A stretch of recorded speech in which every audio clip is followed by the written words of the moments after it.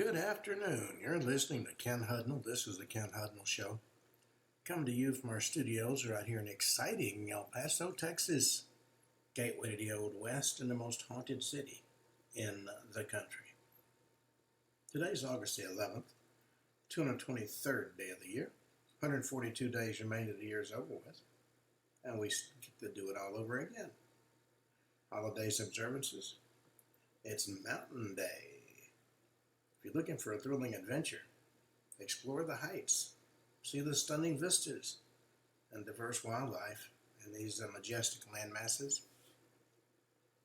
Play in the sand day, head down to the river, the lake, even a sandbox. Ideally, the ocean, and dig your toes in the sand. When I lived in California, I spent most weekends out with a metal detector. Did fairly well.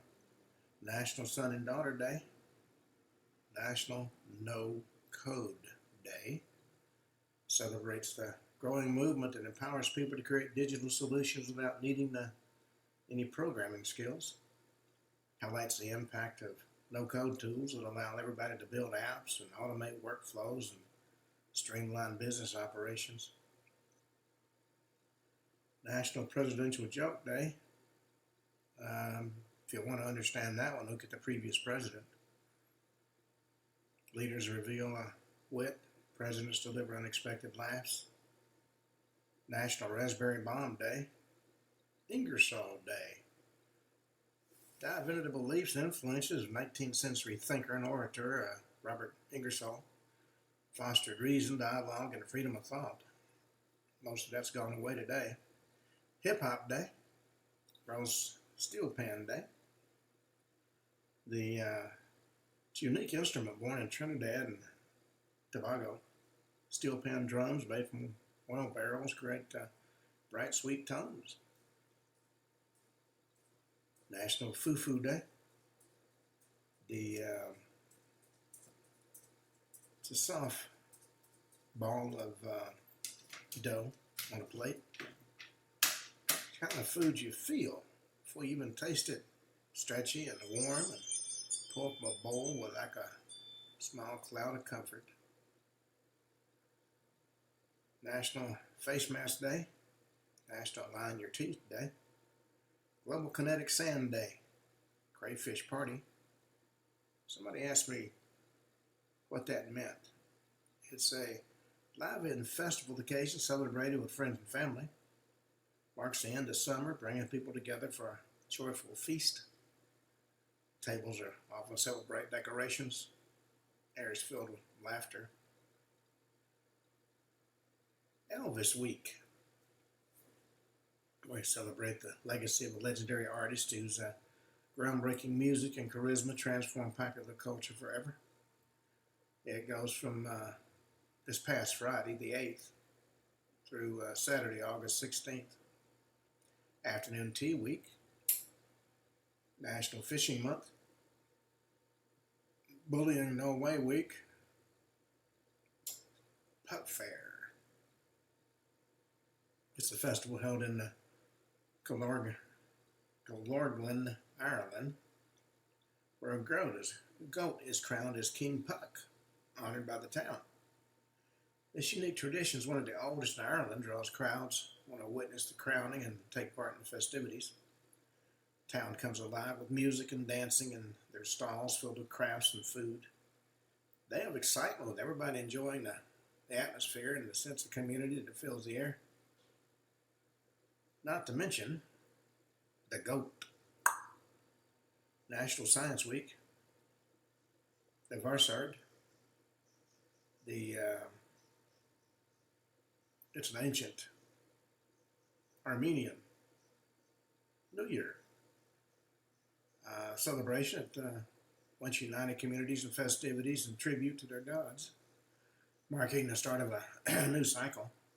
Time and people believe divine forces came down to earth. Unfortunately, a lot of folks elected to Congress think they're the divine forces. National Bargain Hunting Week. Famous people born on this date. The immortal Hulk Hogan. Joe Rogan, Steve Wozniak. With all that having been said, let's see what stories we got in the news. Maybe. Okay. President Trump's going to host a D.C. crime press conference after warning about the government taking over the District of Columbia. Crime is totally out of hand. A lot of it is the undocumented immigrants and their feeling that if they need it or want it, they can take it.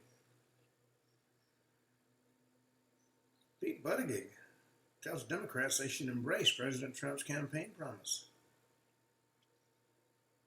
They say to be smart for the Democrats to follow one of Trump's pro-family campaign promises to expand coverage for IVF treatments during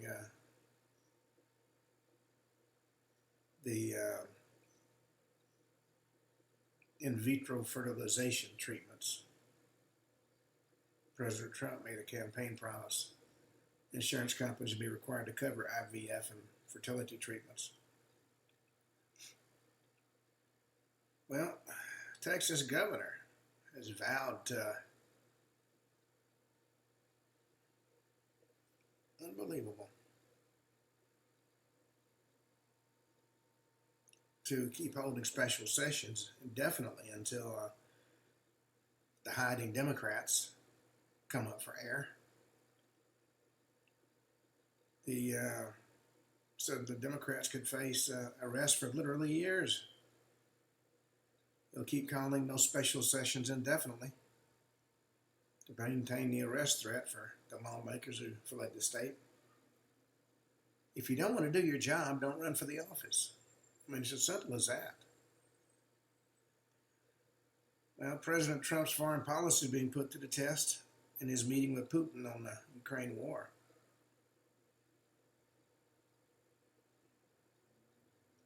Now, Amazon is blasting off as Bezos builds a secret space internet army to take on Starlink.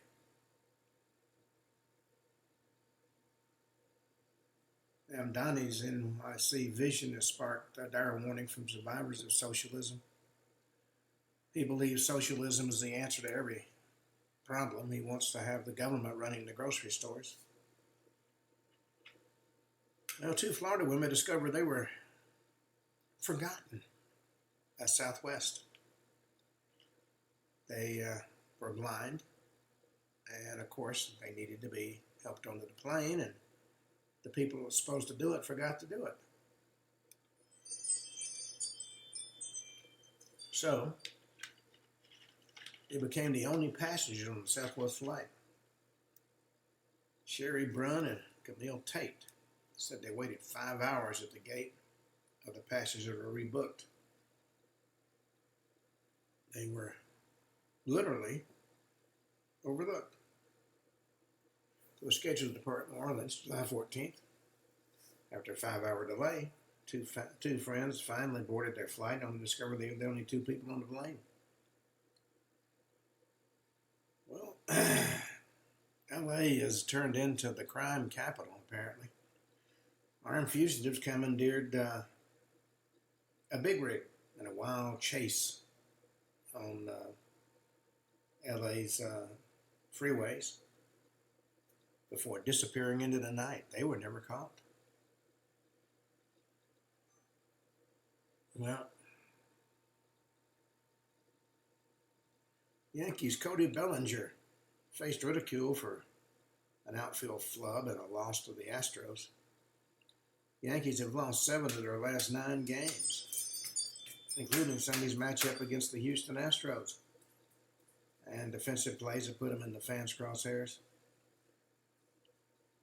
Yankee outfielder Cody Bellinger took the brunt of the mockery during a 7-1 defeat. At the top of the 9th inning, Astro batter Ramon Urias hit one off of reliever Tim Hill and between 3 Yankee players in left field. Bellinger fielded the ball on a hop and tried to throw it to home plate to get Jose Altuve out. Instead, the ball slipped under his hand and fell behind him. Now, let me tell you, having played baseball in my younger days, that can be quite embarrassing. Well, Cracker Barrel's new look has its loyal fans up in arms. Uh, we used to go to Cracker Barrel almost every weekend. Last time I went, which was January the 2nd, uh, they put a table in for us and stuck us in a corner with a bunch of other folks. I came down with pneumonia. Well, we had a lot of unprecedented flooding in Milwaukee. That's led to water rescues as storms have slammed the Midwest. The Wisconsin State Fair be closed early because of the flooding. Also forced cancellation of a planned Leonard Skinner concert that evening. Officials made the difficult decision to keep the Wisconsin State Fair closed on Sunday, which was expected to be its last day.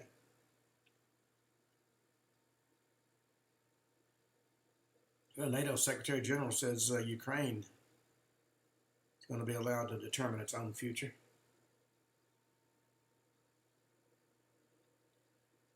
Well, a Special Forces veteran has exposed tactics of Montana, Washington State survivalists. Said they can't stay hidden forever. A man named Michael Brown shot four at Montana bar. Travis Decker's accused of killing his three daughters and disappearing into the wilderness. One of the two violent fugitives has been caught, and the other one's still on the run. Both are former members of the U.S. military. One suspected of carrying out a deadly attack on a Montana bar, and the other killed his own daughters. Michael Paul Brown, 45, is on the run after allegedly shooting four people in the Anaconda, Montana Owl Bar on Friday morning. 33-year-old Travis Decker has been a fugitive in Washington State after he allegedly murdered his three young daughters on May 30th. In both cases, local and federal law enforcement teamed up to deploy helicopters and ground teams to try to track the suspects across mountainous terrain. Now, keep in mind that part of what the military trains you for is to not get caught. Well, experts have exposed the solar panel industry as a total scam after the Biden-era program has been canceled. Now, the Washington Post efforts to court conservatives could drive away its liberal readers, according to the ex-fact checker Glenn Kessler, who was a longtime fact checker with the Washington Post, who, in my humble opinion, couldn't manage to keep his facts straight in many cases. Offered a warning to his ex-bosses in their efforts to court conservatives. He's on Substack now. Wrote a piece about what led him to leave the Post after 27 years. Recalled an April 2024 meeting he had with the paper's new CEO and publisher, Will Lewis, who had just assumed that role earlier that year.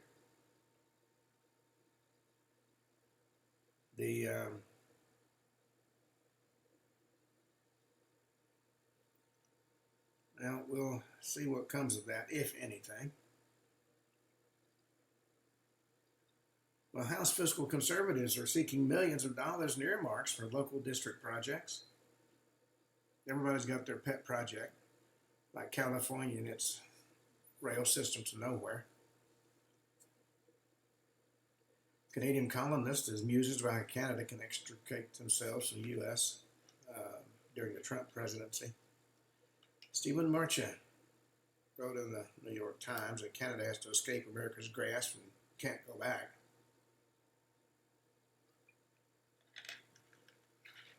I don't know why President Trump has become the big booger there.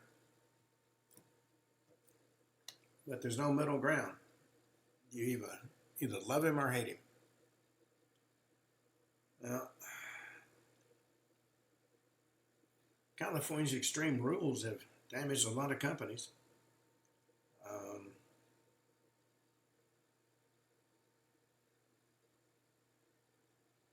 They've forced a one-size-fits-all definition of employment under Assembly Bill number 5, made it nearly impossible for small business truckers to operate independently in California.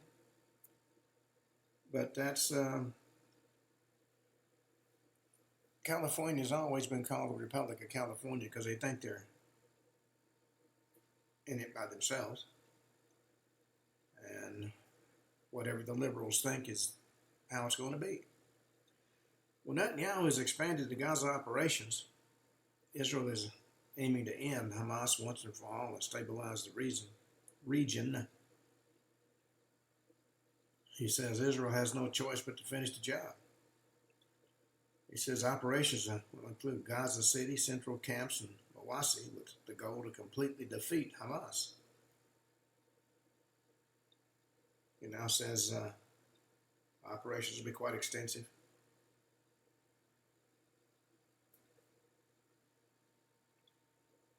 Katy Perry and Orlando Bloom are accused of lacking empathy in their legal feud.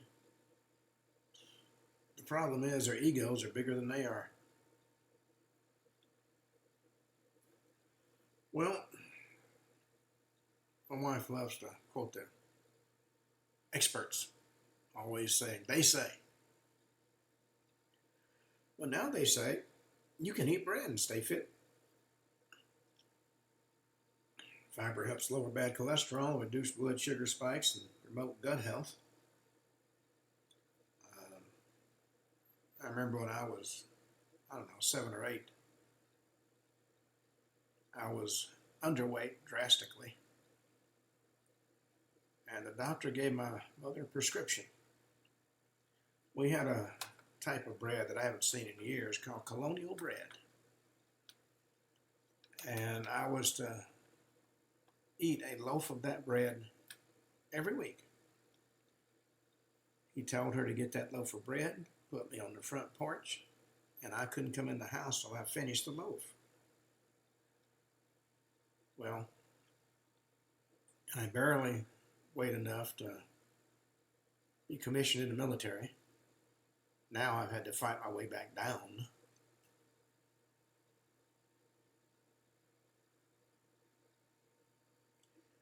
Well, neurologists are revealing the top 3 foods to avoid to protect your brain and nervous system. Some foods can lead to muscle paralysis, epilepsy, and other neurological illnesses. Doctors are recommending foods like berries and nuts and fish packed with omega-3 fatty acids and even dark chocolate for neurological health. They discourage foods high in sugar and saturated fat, which can help increase the stroke and dementia possibilities. You know what organization orders the most anti-dementia drugs? Congress. That ought to tell you something about the people that are representing us.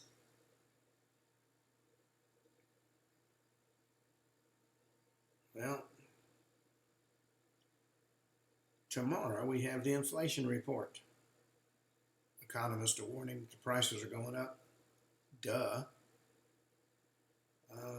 One economic forecast said prices have risen on furniture and auto parts and apparel and personal care and recreation.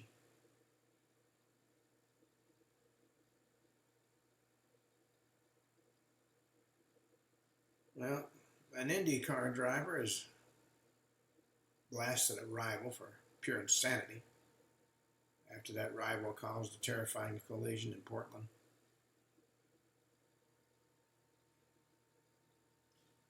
Well, the school teacher who was caught while getting a haircut was accused of having killed the couple in Devil's Den State Park.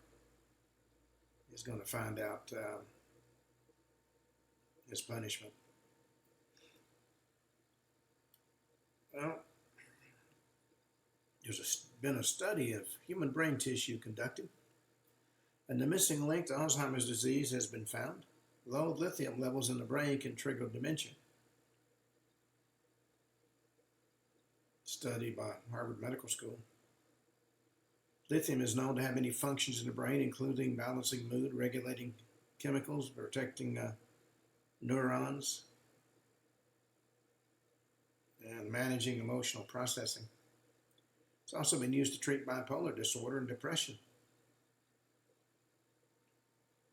Now,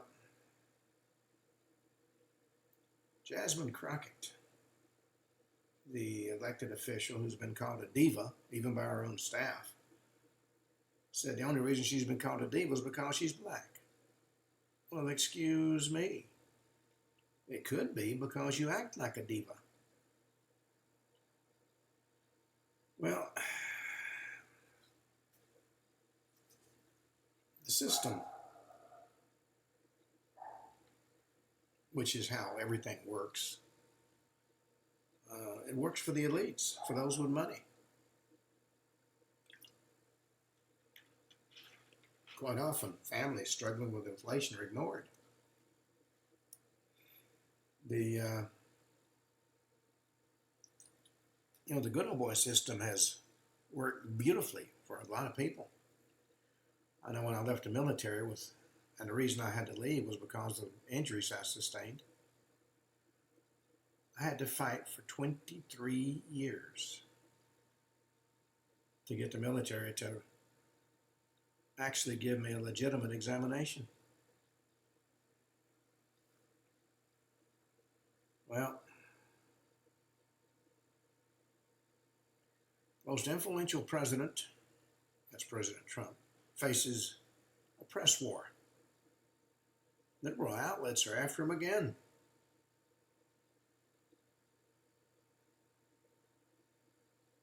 Now,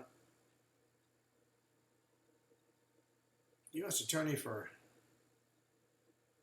District of Columbia, Janine Pirro, announced that Elias Rodriguez,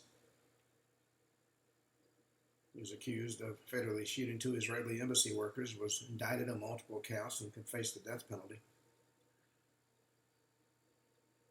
Now, this anti-Semitism stuff is going to have to stop. What does it matter how you worship, what you worship, or who you worship? It's been turned into a major issue, and there's absolutely no reason for it. Well, the new owner of CBS News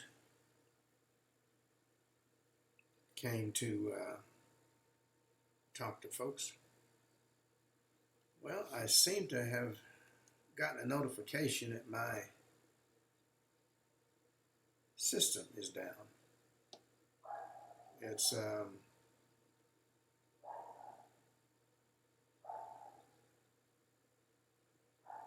apparently the internet is gone crazy again. Let's try it one more time. Well, the reason for having all this fancy stuff, okay, that is exactly what has happened. No internet connection.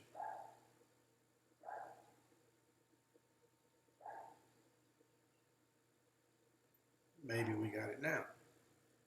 I have a redundant backups, which is a good thing. Anyway, the staff at CBS News are cautiously optimistic about their new boss. He may not be leading the lynching for President Trump, but at the same time, he's not an evil conservative. Well, the Trump FBI leaders are facing backlash. A lot of the agents who made stuff up to get the folks for January 6th and dove into the Russiagate, a lot of them have been fired. And that just horrified the liberals. Well, President Trump's awaiting a major marijuana policy move that could reclassify the plant. Heidi Klum had a whoopsie moment. It required a cover-up in one of her swimsuit photo shoots. Well, a massive space object, according to a Harvard physicist, could be an alien probe on a reconnaissance mission. Makes you wonder what they're probing us for? Well, another major insurance company, Allianz Life Insurance, had a data breach that exposed 1.4 million Americans and all their private information.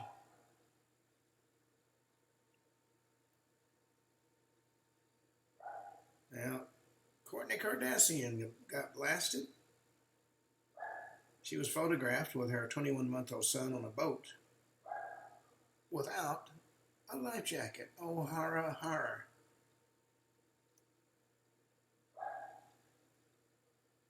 Okay. I think that's got it at the moment. All right, let's see what we're going to have for today's show. You know, I was talking to some military veterans, and we got to talking about the Kandahar giant. Now, you may think this is a made-up story, but it's not. A patrol in Kandahar vanished completely. So some special forces units were dispatched to find out what happened to that patrol. And they found a cave. And in that cave was a 12-foot tall, surly giant, 6 fingers, 6 toes. Now, you may think that is somewhat unusual. Did you know?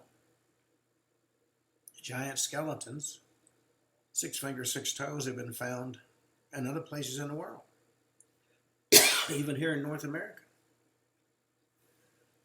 And today's show, we're going to talk about some of the information about ancient giants.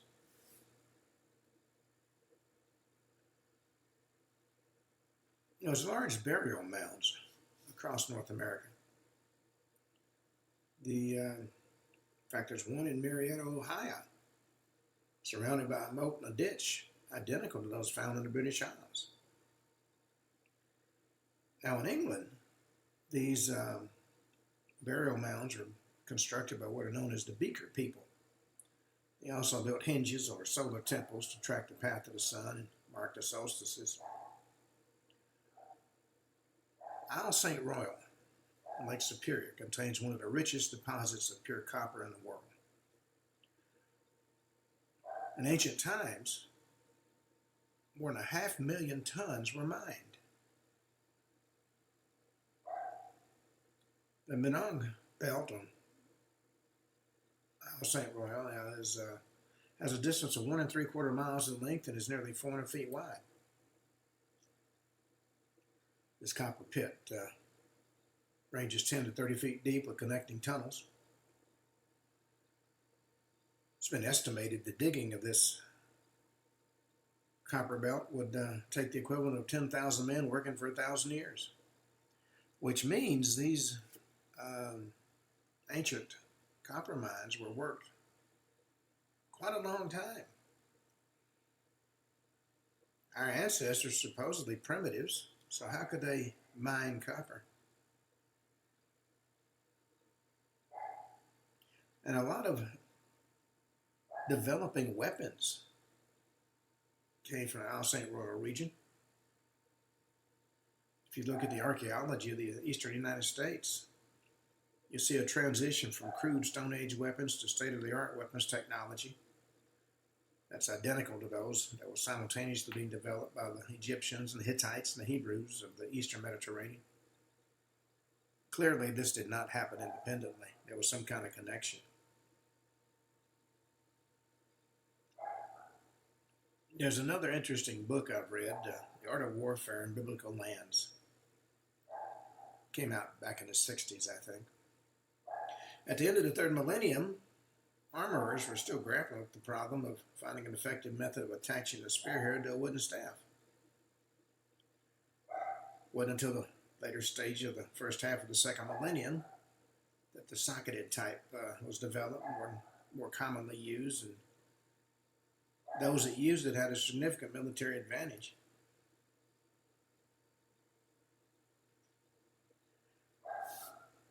Now, according to the history of New York from Prehistoric Man, it was an 1888 book,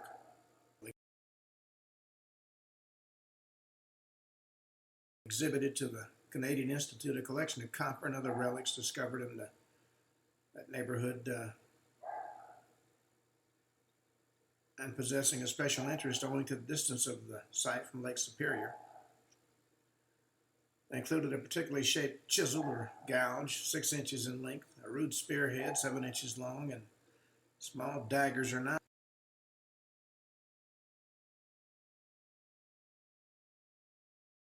and were made out of native copper, had been subjected to fire. This was proved by the silver remaining in detached crystals in the copper. They were found at the head of the Escalopes Rapids on the River St. Lawrence, about 15 feet below the surface, along with 20 skeletons disposed in a circular space with their feet toward the center. According to Dr. Reynolds, some of the skeletons were of gigantic proportions. The lower jaw of one is sufficiently large to surround the corresponding bone of an adult of our present generation, and the condition of the bones furnished indisputable proof of their great antiquity. Skulls are so completely reduced to their earthly constituents that they were exceedingly brittle and fell in pieces when removed and exposed to the atmosphere.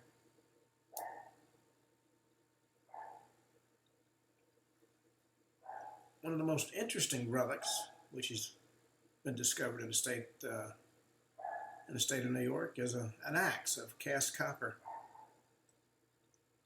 The original is 4 inches long by 2.5 inches broad on the edge and corresponds in shape with some of those wrought native copper which have been found in the mounds of Ohio. And from the granulations on the surface, it appears to have been cast in sand. Unlike most of the states along the Ohio River, West Virginia mounds and earthworks, oh yes, there are mounds all across this country. But the West Virginia mounds and earthworks are exclusively Adena. Large conical mounds, hinges, or sun temples, and gigantic human skeletons have been found in the greatest numbers along the Ohio and Kanawha rivers and their tributaries. One of the historical gaps that needs to be filled in is the roughly 500 years that marks the end of the Beaker people. That's 1200 BC in England and Europe, and the beginning of the Adena mound builders in the Ohio Valley at around 800 BC. According to the UK history files, it was this Beaker culture that was disrupted in the 12th century BC, possibly by the arrival of the first wave of Celtic settlers in Prydain during a period of intense disruption that took place as far afield as the Middle East. The collapse of the Hittite Empire was a major act in the century of turmoil. Although many would have stayed put and accepted their new Celtic overlords, some would have migrated westward to avoid them or already in the West. There, they remained safe from the Celtic domination for much longer, and when that domination finally came, they only had been through a warrior elite. Now, there are several megalithic stone circles that are described in West Virginia and Ohio. Stone circles are found along with stone mounds with doorway lintels, or lintels of stone doorway, and earthen mounds with stone chambers. To the south of this, about 200 yards, is a stone circle 100 feet in diameter and 5 or 6 feet high. In the center of this is a large stone mound about 10 feet high. This work's located in Huntington Township on the east side of Black Run, 200 yards south of the old mini farm. Other stone circles described as having been constructed from massive stones, 3.5 by 25 feet at the base. Now, how much these weighed and how they were transported is anybody's guess. I mean, this is similar to what we saw at Stonehenge. Now, let's go to the Bureau of Ethnology's 12th annual report about West Virginia. Below the mouth of the Kandahar, the caving in of the bank of the Ohio had exposed a wall of stone, some of the slabs of which were rude totemic and other marks made by some kind of pecking tool. Careful excavations revealed a circular enclosure about 100 feet in diameter. That's the inside measurement. The wall was composed of angular slabs of various sizes from the hills nearby and averaged 25 feet across the base by 3.5 in height. Many of these stones bore evidence of fire, spaces between them being filled with charcoal and ash and earth and separate or mixed. No gateway was found, although there's no doubt that at one point one did exist, but it wasn't excavated. Sediment from the overflows has accumulated to the depth of about 5 feet since the wall was built. Its existence was never suspected until exposed by the collapsing of the bank. And it was thought this was probably not Aboriginal work.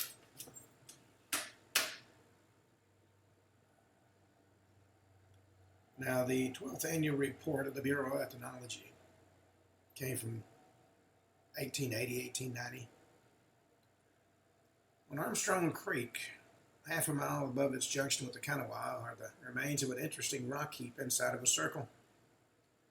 The latter is fully 100 feet in diameter, and after removal of material, nearly half a mile of stone fence is still 15 to 20 feet wide and 3.5 feet high. Central within this are the remains of what the oldest living white man in the early records and traditions of this region represented as having been a rock heap 25 to 30 feet in diameter at the base and 10 feet high, and except that the cap or cover is still in place when first observed. The explanation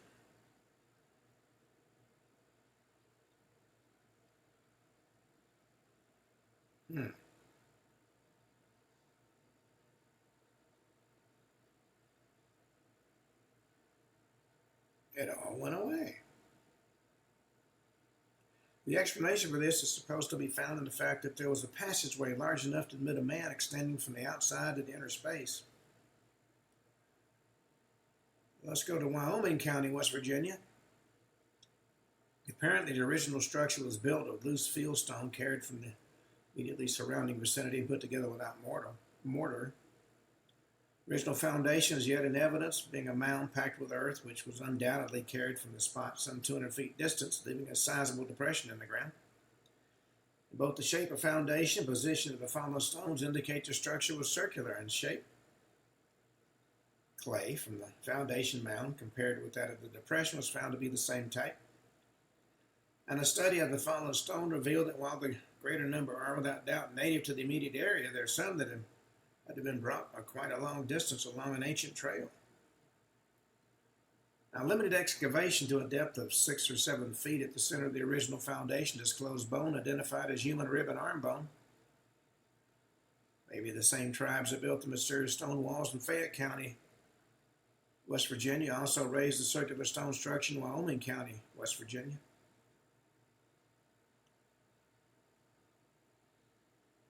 Well,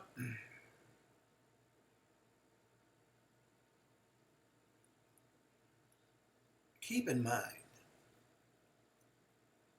and it took a long time for this to become clear, a lot of the solar temples or hinges found in the British Isles and in the Ohio Valley are pretty much identical, saying that they were made by the same people. Now, the hinge used by the ancient giant race, and yes, there was an ancient giant race, is both a solar temple and a calendar so distinct as to preclude its development independently. And there's been the discovery of giant skeletons in the proximity of these earthworks, and that's ample evidence that they were constructed by the same people in both the British Isles and the Ohio Valley. Now, according to Wikipedia, a hinge in the British Isles, and that's H-E-N-G-E, is defined as a roughly circular or oval-shaped flat area over 20 meters diameter, which is enclosed by a boundary earthwork that usually comprises a ditch with an external bank and interior ditch. Access to the interior is obtained by way of 1, 2, or 4 entrances through the earthwork. And internal components may include portal settings, timber circles, post rings, circular stone circles, monoliths, burials, and central mounds. And many of the gateways and the hinges in the British Isles also had solar alignments.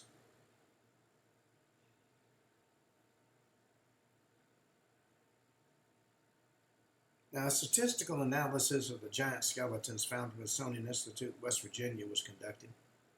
Now, keep in mind, there seems to be a pattern. When something is found that does not fit in with the accepted version of the development of the human race, Smithsonian Institution will show up, take charge of it, and it will vanish, usually into the basement of the Smithsonian. Now, the statistical analysis of the giant skeletons focuses on the largest concentration of Adena mounds in the Ohio Valley located in West Virginia. The information and data describing the skeletons found in the mounds was published by the Smithsonian, Carnegie Museum, and one account from the West Virginia Geological Society. Now, their reports and findings should act as uncontaminated data to examine. 3 Adena academic scholars that described their finds at the Cresat Mound in West Virginia: William Webb, Charles Snow of the University of Kentucky, and Don Drago from the Carnegie Museum. Dr. Don Drago of the Carnegie Museum described the impressive size of the Cresat, West Virginia mound. He said the large male found in subfloor tomb was exceptional in height. Measurements taken of that skeleton while still in the grave indicate the individual was about 7.2 feet tall. It had been a splendid figure in any society and the darling of a primitive basketball team, if there were such. In all respects, the Cresat Mound skeletal material conforms to the physical type of the Kentucky and Ohio Adena mounds. Webb and Snow also commented on the size of the skeletons of the Cresat and Dover mounds. The second trait's the largest size of many of the males and some of the females. A male of 6 feet was common, and some individuals approaching 7 feet in height were found, for example. Some of the females in the Dover mound were also more than 6 feet in height.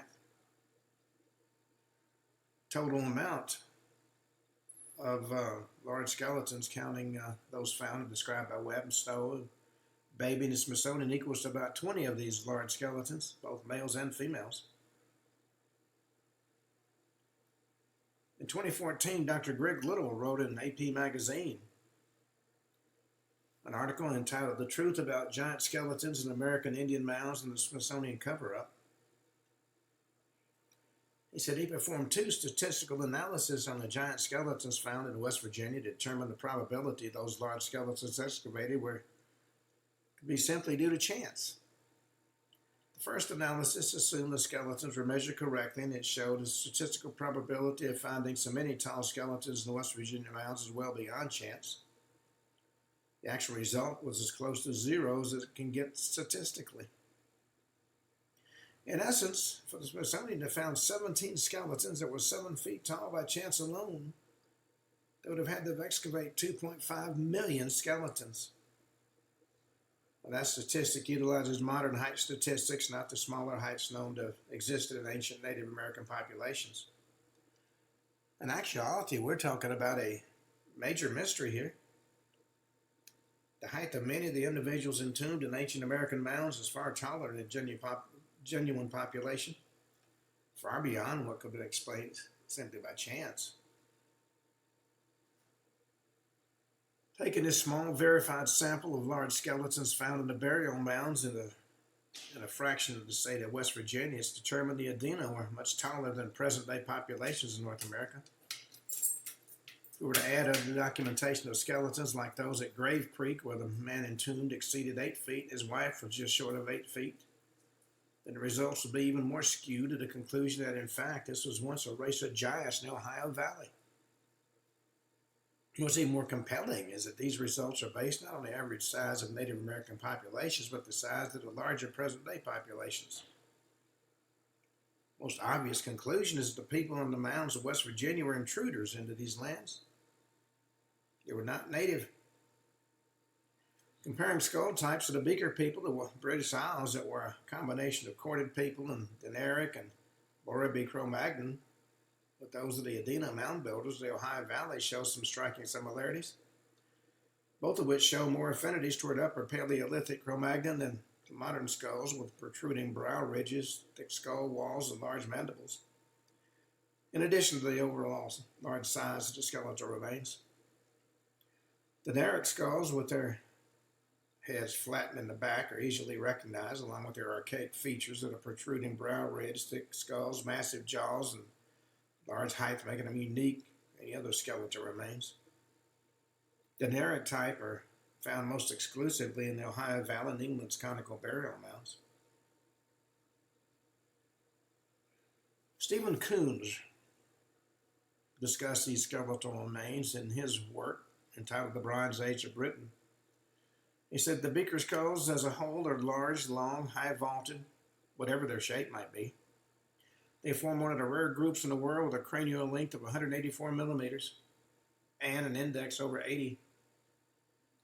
This peculiarity they share with the few known brachiocephalic crania, the upper Paleolithic. The only other known people with this rare head type are the Adena of the Ohio Valley.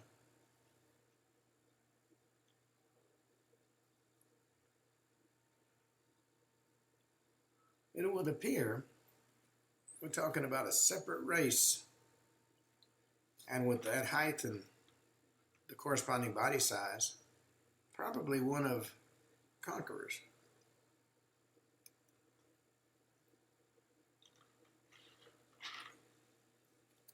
Now, historically, the largest, most renowned tribe of accounted giants in the Bible were the Amorites. They ruled in Babylon and other Mesopotamian cities for about 400 years, from 1960 BC until Babylon was sacked by the Hittites in 1531 BC. From their language, they were considered Semitic stock, with a few Indo-Aryan elements.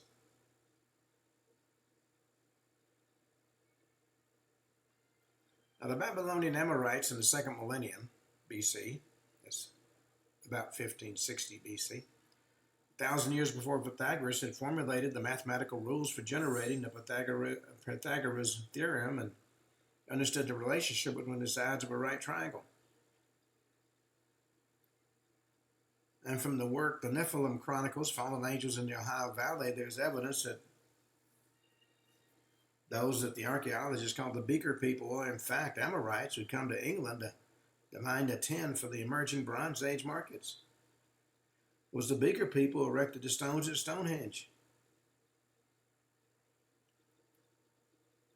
According to a story in the UK Independent, the Stonehenge builders had geometry skills that rival Pythagoras. Stone Age Britons had a sophisticated knowledge of geometry 2,000 years before the Greek father of numbers was born. That's according to a new study about Stonehenge. 5 years of detailed research carried out by the Oxford University landscape archaeologist Anthony Johnson claims Stonehenge was actually designed and built using advanced geometry. The most complex geometrical achievement at Stonehenge is an 87-meter diameter circle of chalk-cut pits that mark the points of a 56-sided polygon, created immediately within the monument's perimeter earthwork. Now, Anthony Johnson used computer analysis and experimental archaeology to demonstrate that this outer polygon was laid out using square and circle geometry. He believes the surveyors started by using a rope to create a circle, laid out the four corners of a square on its circumference before laying out a second similar square, creating an inner octagon. Points of the octagon were then utilized as anchors for a surveyor's rope, which was used to draw arcs which intersected the circumference so as to progressively create the size of a vast polygon.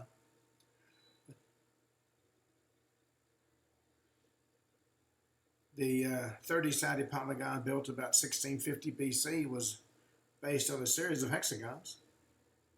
According to ancientwisdom.com, the last phase of development, phase 3 at Stonehenge, shows a clear geometric foundation with the 30 equally spaced upright sarsen stones set in a perfect circle. According to Peter Lemessier, the sarsen ring has a circumference of 3,652.4 primitive inches, which is suggested as indicating a knowledge of the solar year.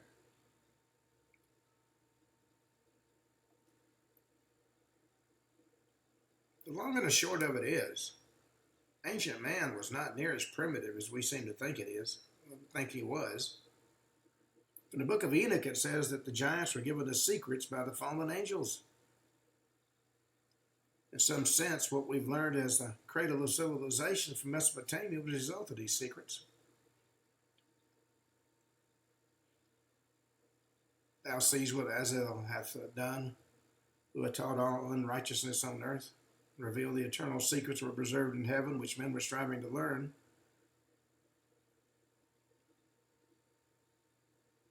Now keep in mind, if you will, that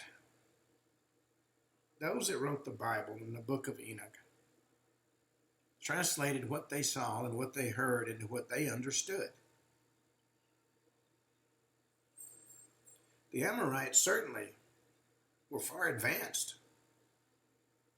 and they claimed they took the secrets that were revealed to build Stonehenge and the Newark Henge and the Octagon, and constructed all this using the new language of mathematics and numerology.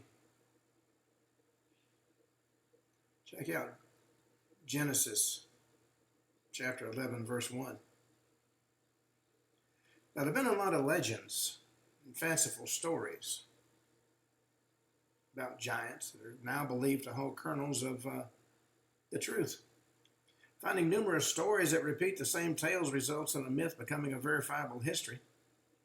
Native American legends are persistent in telling of an ancient race of human giants that they warred against and eventually vanquished from their lands. There's a constant theme within the legends, saying the giants had white skin with yellow and red hair. White-skinned people, often referred to as white Indians, were engaged in copper mining and commerce. That adds additional evidence that migrations of metal traders were coming to North America to exploit and extract the rich copper deposits at Isle St. Royal on Lake Superior for the emerging Bronze Age in the eastern Mediterranean. According to historical collections from Henry Howe, which he wrote about 1888, although the oral traditions of the native people in the eastern U.S. are not regarded by the government as reliable, they do describe the existence of possibly two races of giants, one supplanting the other by violent means. If you look at the tradition of the Chippewa and the Sandusky and the Tawa tribes, members of the Algonquin language group, we have the first inkling of some very remote prehistory. They talk about the existence of giant bearded men.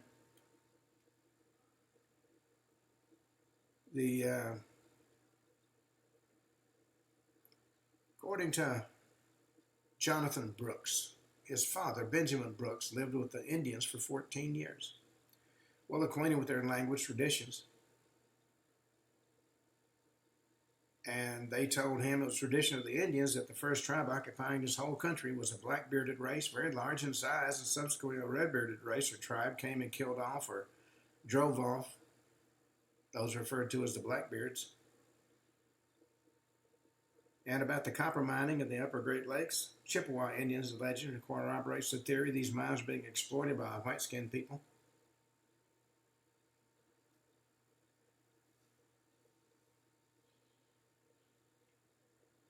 Stories that came from the Western Cherokee.